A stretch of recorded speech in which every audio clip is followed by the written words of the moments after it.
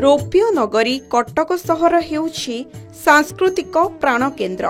हजार वर्षर एही पुराना सहर रे ऐतिह्य और परंपरा भी महान। 12 मासरे 13 पर्व पालन होइथाय एही सहर रे। कटकर दुर्गा पूजा विश्व प्रसिद्ध। दक्षिण रे काठजोड़ी, उत्तर रे महानदी, एहा मझिरे रहिछि कटक सहर। कटक खाननगर निकटस्थ काठजोड़ी नदी कूल रे पूजा पांती मां दक्षिण काली। महिमामयी करुणामयी मां हेउछंती दक्षिण काली। मां को दर्शन पाई कहीं केते दूर दूरांतररू मंदिर रे भक्तों समागम होइथाय। ना दिन ना राति मां को दर्शन करिबा पाई सबुबेले मंदिर रे भक्तों आगमन होइथाय। से हेउछंती कटक खाननगर काठजोड़ी नदी कूल रे पूजा पाउथिबा मां दक्षिण काली। कटकर मौड़मणि हेउछंती मां दक्षिण काली। मां को दर्शन करिबा पाई राज्य और राज्य बाहरु मध्य भक्त माने दौड़ी आसीथांती। मां को दर्शन रे मिले अपार शांति। मां हेउछंती करुणामयी महिमामयी।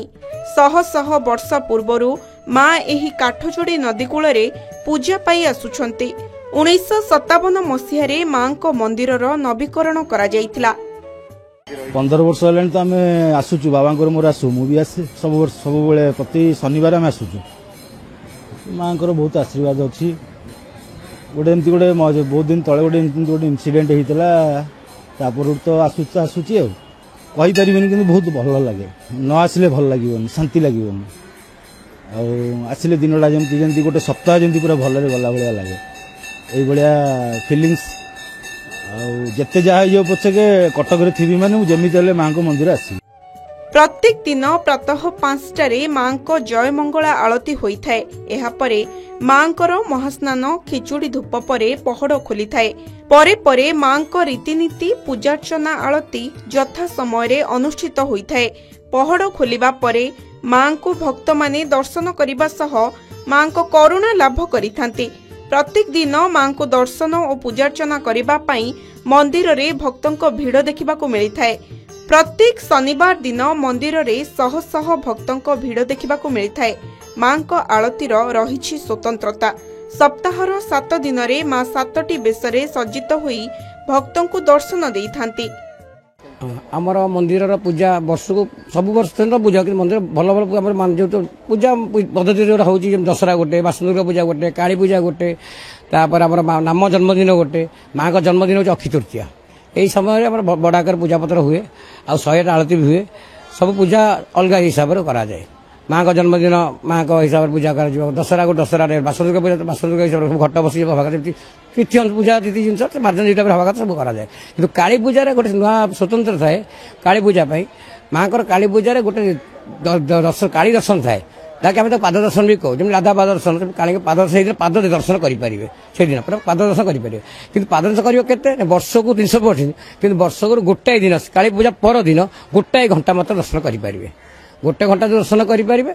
आसे घंटा दिन माँ को सब माने लोक नजर खराब रही जरी बेश तो कहीदे पाद दर्शन कर जरी बेश से गोटाए घंटा गोटे समय देखिपारे।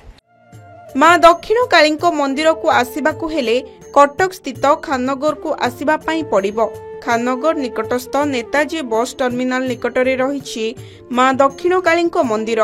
बस रे आसिले नेताजी बस टर्मिनाल रे ओल्हाई चाली चाली जाई मां को दर्शन करि हेबो। माँ के पाख न आसिले दिने भी भल लगे। मुझे कौन कारण न आसपारि मो पिला मो झुआ पुआ जीएल आसे। माँ को दयार बारी गोटे फूल हुए से हार गोटे डेली आमर 2 टाइम माँ को आसे। कहवाटा कथा नुह कहीदेली। माँ को दयारु प्रत्येक एकादशी रे जगन्नाथ षोलपाणी स्वयं दक्षिण काली जगन्नाथ जी दक्षिण काली सी दयारु पूरी 15 दिन थरे जाए। माँ को जो दिन भी न मिलियार माने नथब चाहे से माँ को डाके आज्ञामाल खंडे मिले। माँ को पाखे आज्ञामाल खंडे नहीं आसे।